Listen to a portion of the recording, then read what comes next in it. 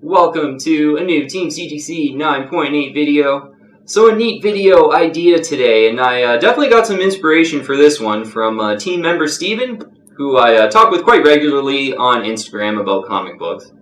And he had recommended a comic to me that he said was a good example of a true first appearance. And, what I sort of mean by a true first appearance is, for any hero, there's always that, first full appearance key issue that comes to mind. That's pretty obvious. But, for some heroes, sometimes they have some briefer first appearances that kind of predate that sort of first full appearance. Oftentimes that'll happen in, a trade magazine or a preview magazine or something like that. And the four we have on the list, we'll get into the details. They're slightly different, each one of them. But, I wanted to just sort of take Steven's idea there and run with it. And ended up coming up with a short list of 4 true first appearance CGC 9.8 comics to invest in. So let's get right into the list here. I'll start out with the first one that Steven recommended to me and really got me interested in this video idea. So it's a DC Spotlight #1. Yeah, DC Spotlight #1. You get a really cool kind of DC montage cover on this one by it's Jose Luis Garcia Lopez is the cover artist. And this was a free comic book back in the day. Yeah, back in 1985 when it came out, a free comic book with a bunch of previews. And there's a couple things about this comic that make it really special, I think. So you get a preview of Batman The Dark Knight Returns by Frank Miller. So sort of predating Batman The Dark Knight Returns #1. So this is kind of the first Batman The Dark Knight Returns by Frank Miller, which is awesome. For me as a Batman fan and, seeing it pretty limited on the census too, that really gets me excited about this book, certainly. You also get a preview of Watchmen. So this is kind of the first Watchmen. And, I'm not too into the Watchmen personally, but, wow, just to get those 2 big kind of first appearances in this book is really exciting, I think. You also get a preview of Alan Moore's Saga of the Swamp Thing. So just 3 really, big DC moments in comics. You get a preview of all 3 of them in this DC Spotlight #1. And yeah, this really flies under the radar. But if we have a look on the census, it looks really good on the census too. So 22 CGC 9.8s in the blue label out there. So kind of a 1 of 22 collector item. You can imagine it being a free comic book, how it's probably pretty scarce. And I think that's correct to think that. 9.8 ratio, 17%. So of all graded copies, 17% of them are CGC 9.8s. And that's a pretty nice ratio. This is a book where not a lot are graded, so you're not going to get a super low ratio on this one. Usually with books that aren't graded a lot, it's more about that sort of 1 of 22 collector item, which is, it's really exciting to have. There's only 22 of these out there, and it's got the first Batman The Dark Knight Returns and the first Watchmen. So just a really cool underfollowed DC book. So let's check out the prices for DC Spotlight #1. I had a look on Go Collect. It's saying the fair market value is $450. I had a look on some completed listings on eBay. And there was an auction in, I think it was March or April. So, getting on a couple months ago. And it had went for, it was 450 something. I can't remember the exact, but it was right in that sort of 450 to 350. Sorry, 350 to, it was 350 to 360 area. So that was one of the completed listings I had saw on eBay. Go Collect has it around 450. So I was so excited about this book, and obviously I wanted to make a video about it, but I also went out and purchased one. Because, just getting really excited about the book. I looked on eBay. There was a really nice one on eBay with good shipping to Canada. It was a best offer. It was about $600 or best offer. So the best negotiated price I could get for it ended up being $435 about. And so maybe a little bit under the fair market value on Go Collect, but I don't think necessarily a deal at all. But you know what? For a 1 of 22 book, and this one that I purchased was looking amazing. It just looked absolutely flawless, a 9.9 candidate, perfectly centered, great colors. No obvious scuffs on the case or anything like that. So I thought it would be worth kind of paying up to close to fair market value, and kind of, certainly I think would have liked to get it closer to kind of the 350 to 360, which was the last completed listing on eBay. But for how nice it was looking, for a 1 of 22 collector item. Like, who knows when I'm ever going to get the chance to grab one of these again.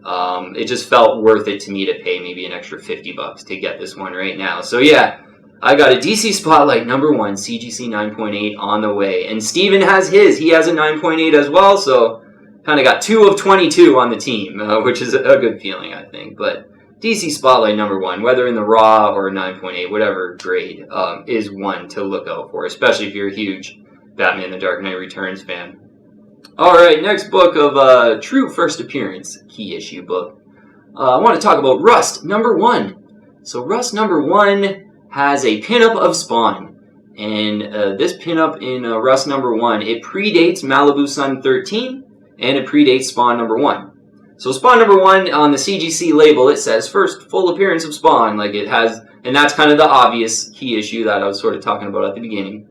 But this Rust number 1 predates both that book and Malibu Sun 13, which is another book that a lot of Spawn fans look to grab as sort of predating Spawn number 1 and being almost the first appearance of Spawn. So Rust number 1. We'll look on the census because it's a pretty limited book in the CGC 9.8. So much so, there's 2 versions. There's kind of like a first print and then there's like a foil-y limited version.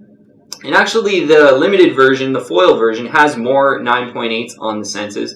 But there's not really a lot of either of them, so I clumped them all together. So of both the limited edition version and the normal version, there's 15 CGC 9.8s in the blue label out there. Only 15 of them in the CGC 9.8. I also clumped together all the books and sort of had one CGC 9.8 ratio. So the overall rarity for both of these books, it's of all graded copies, 9.7% of them are CGC 9.8. So this is a really rare book. There's not a lot of them in the CGC 9.8. Now, I was pretty surprised at some of the completed listings for the prices, actually, because I saw one on eBay sell, I think it was in April, a couple months ago, but the completed listing was still up in some of the research this morning for $256 in the CGC 9.8. This was the non-foil limited version, so kind of just the normal first print version, I guess we'll call it. The limited edition sort of has like the foily rust lettering, I guess. On Go Collect, so one sold for $256 on eBay. On Go Collect, I'm seeing $230 as they have the fair market value in the CGC 9.8 for this book. So, you know, this is the first time Spawn was ever in a book. That's really cool to me as a Spawn fan. Basically, it's the pinup that is on the back cover of Malibu Sun 13.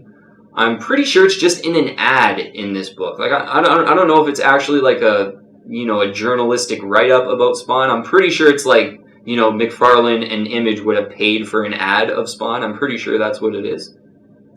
Because Rust number 1, I think the reason why, even though it's so limited on the census, it looks really rare. Like, you'd be like, wow, this is probably really expensive. But that $256 going in an auction doesn't seem that expensive, and it's just the cover. I mean, it doesn't have anything to do with Spawn. It's certainly Rust, I don't think ever went on to like be an iconic hero in any way, so it's just the covers just really shows nothing that Spawn's sort of in the book, so it still kind of stayed pretty low in price, but this is kind of your book. This could be a really good one to go after in the 9.8. I think $256, considering there's only 15 of them in both the first print and the limited edition. The $256 too was the first print. It wasn't the limited edition that sold, just for kind of for your information there. But yeah, I'm surprised it is not more expensive given the 9.7% CGC 9.8 ratio. That is super low, given there's only 15 of them in the 9.8. But I think it's just the cover doesn't captivate people, and even me, you know, to pay $256 for this book without really loving the cover is kind of a bit of a stretch for me, but it does have the first Spawn. So, I mean, I could see how you could certainly justify this one, and maybe it's one maybe worth considering, absolutely, if you're a huge, huge Spawn fan. Rust at number 1, you get a pinup of Spawn for the first time ever in a book. In Rust at number 1, hopefully you get it, yeah, right around $250, I think is a fair price. So next book with a true first appearance that's interesting is we'll talk about Web of Spider-Man number 18. So in my Overstreet price guide, it says this Web of Spider-Man number 18 is the first appearance of Venom. Now, doing a little bit of research this morning, I found that basically what happens is it shows Venom's hand, or like a hand, Eddie Brock's hand, pushing Peter Parker into a subway train kind of thing. And Peter Parker's really kind of troubled by it because his Spidey sense didn't go off when that happened, which is like abnormal, and that's basically all that happens. So you kind of see Eddie Brock or Venom's hand. That's basically it in this book. I'm pretty sure David Michelini, who's the writer, is sort of on record as saying, yes, that is Venom, though. So, this really is his earliest sort of cameo appearance, or first appearance, if you want to call, like, sort of him, his hand pushing Peter Parker as an appearance. I think it sort of is, though. So on the census for this book, Web of Spider-Man number 18, there's 119 CGC 9.8s in the blue label, and the 9.8 ratio is 26%. So of all graded copies, 26% of them are CGC 9.8s. So not particularly rare in this book, and, I think this book would have taken off a lot more if there was a bit of a more captivating, memorable cover, I think. The cover's just, it's plain, it's got, like, lettering on it. I think it's, like, Where is Spider-Man or something like that. Even if it was just not a cool Venom cover, but just a cool Spidey cover, like just an overall cooler cover, I feel like this one would be worth quite a lot more, actually, because, in the completed listings on eBay, saw one sell just in the last month here. It was $127.50. And that was in an auction, so that's, I think, a really good, pretty rock bottom price on it. If you look on eBay now, there's like, all of them are like $200 or best offer, or like $210, $230. So people definitely trying to get more, and I'm sure this book has sold closer to $200, but in an auction, one did sell for $127.50, so I think that's a really good price to aim for. And yeah, you know what? One of a 119 for this really sort of just brief appearance of Venom. I think it's kind of cool. I think for the price, it's a cool book to consider. I do wish there was a bit of a cooler cover, and I do wish maybe it was a little bit more rare in the 9.8, and then I would maybe consider it more, and I think other people would consider it more because there's a lot of options for Venom. Like, there's obviously Amazing Spider-Man 300 first full appearance, there's 316, which is like the coolest Venom cover. And then there's like 298 and 299, the cameos and the Eddie Brock cameo first appearance and everything like that. So there's a lot of Venom options. This one, doesn't really get the sort of recognition it deserves, maybe, but maybe it doesn't because the cover's not very good. So it's one of those where even on eBay right now, I think there's like 6 or 7 of them in the 9.8 up for sale. So I think it's just one that, unless you're selling it for about $120, it's going to be really hard to sell because everyone's getting, like I said, an Amazing Spider-Man 316, a 300, a 298, or 299 before they would consider this book. But maybe if this is your style, though, one to consider. Web of Spider-Man 18, and yeah, $127.50 one sold for. I think that is a pretty good price for a book like this. So yeah, maybe one to consider for sure. Okay, the last book on the list of true first appearances. And this one's a little bit different, but it's a book I want to talk about. Teenage Mutant Ninja Turtles Adventures #1. This one's from 1988. There's a lot of kind of Teenage Mutant Ninja Turtles adventure books, a couple #1s that come out in like 89 and everything, but this is the first one that came out. Teenage Mutant Ninja Turtles Adventures #1. So in this book, you get the first comic book appearance of Bebop, Rocksteady, and Krang. But how does this all fit on sort of a true first appearance video is, I did a little more research, and, as far as I can tell from the research I did this morning, this is the first appearance of the 4-colored Teenage Mutant Ninja Turtles. And, with their 4 colors, because when they first came out, the books were black and white initially, but they were meant to be all red, basically, the Teenage Mutant Ninja Turtles. But, yeah, as far as my research tells, and I did a little bit more digging to make sure, this is the first appearance of the 4-colored Ninja Turtles in a book. And I think that's really underappreciated about this comic book, because I think most people know the Ninja Turtles as the 4 colors. Like, if you asked the random sort of, even a casual Teenage Mutant Ninja Turtle fan, if you were like, yeah, did you know, like, at first they were all red, like they didn't have the 4 colors? They would probably say no, to be honest. I would be my guess. I know, like, big fans would know, but the sort of casual, I do not think knows that the Ninja Turtles did not have the 4 colors. So I think this is just totally underappreciated about this book. I think this is the first appearance of the 4-colored Ninja Turtles, how so many people know the Ninja Turtles. And I think, even for me, I definitely want a Teenage Mutant Ninja Turtles #1. Like, either 3rd print or maybe a nice beat-up raw of a 1st print, maybe, if I could afford that. But for sort of nostalgia reasons, I was way more drawn to this book because, I was born in 1985, so, when I was sort of 4 or 5, I was watching Teenage Mutant Ninja Turtles cartoons. That's when they were huge, and I loved the movies. The movies that came out in sort of the early 90s there were absolutely awesome to me as a young boy. So, to me, the Ninja Turtles are it's all about the 4 colors. And there's absolutely no notation that this is the first appearance of the 4-colored Ninja Turtles. And I just think this will become a little bit more and more appreciated over time. And maybe even now it already is. Maybe starting to get a little bit more appreciated just looking at some of the prices. We'll look on the census quick, though. There's 126 CGC 9.8s in the blue label. Now, this one's the Canadian price variant. So that 126 is just the normal price variant in the blue label. So there's 126 of those. The 9.8 ratio for the normal price variant blue label is 46.2%. So of all graded copies, 46.2% of them are CGC 9.8. So not particularly rare in the 9.8. This is definitely one you're not buying because it's rare in the 9.8 or anything like that. It's really not very rare at all. It's all just about that, first appearance of the 4-colored Ninja Turtles, which I think is just flat out underappreciated, I think. Interesting for prices with this book because I had there was one last night actually that had went on an auction, but it was a Canadian priced variant. This one's the Canadian price variant signed by Kevin Eastman. This was for me just dumb luck that I was able to buy this book. I was looking for a blue label. Doing my normal searches on eBay, and this popped up in Canada with great shipping and was a great price, I thought, too. This is a 1 of 2. There's only 2 signed Canadian price variants in the 9.8 for this book. So, amazing that I was able to grab this one. But one in the blue label Canadian edition, Canadian price variant sold last night. It ended at $365. So not signed in the blue label, $365. This one being a 1 of 2, I bought this for $405.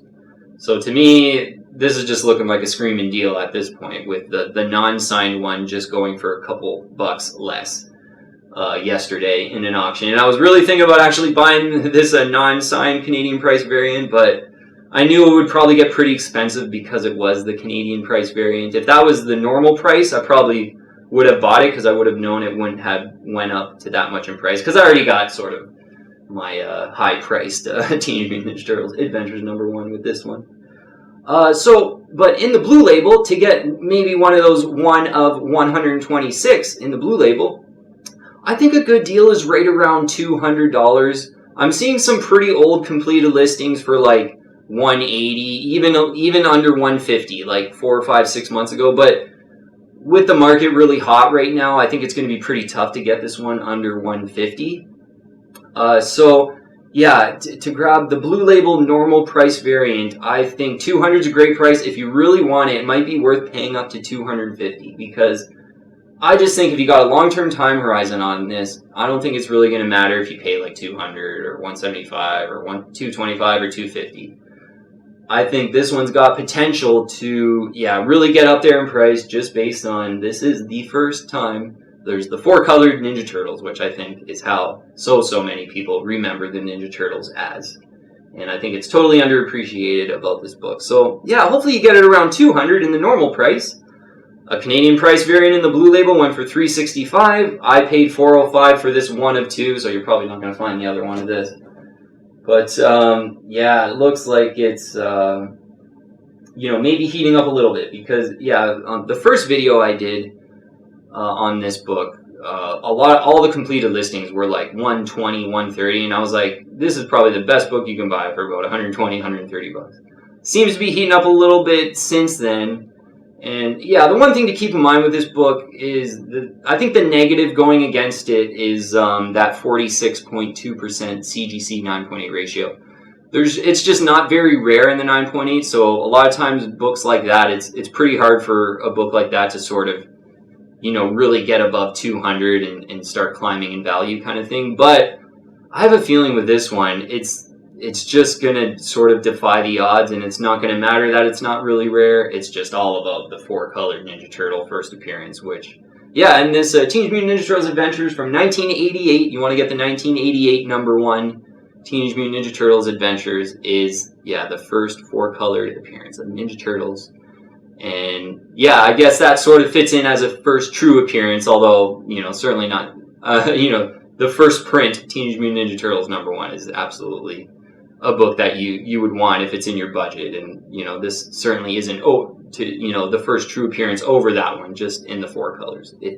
You kind of get what I'm saying. So, okay, that's the 4 books here on the full list here of true first appearance CGC 9.8s to invest in. So, top picks, let's get into it here. I think my first top pick is going to be Teenage Mutant Ninja Turtles Adventures #1.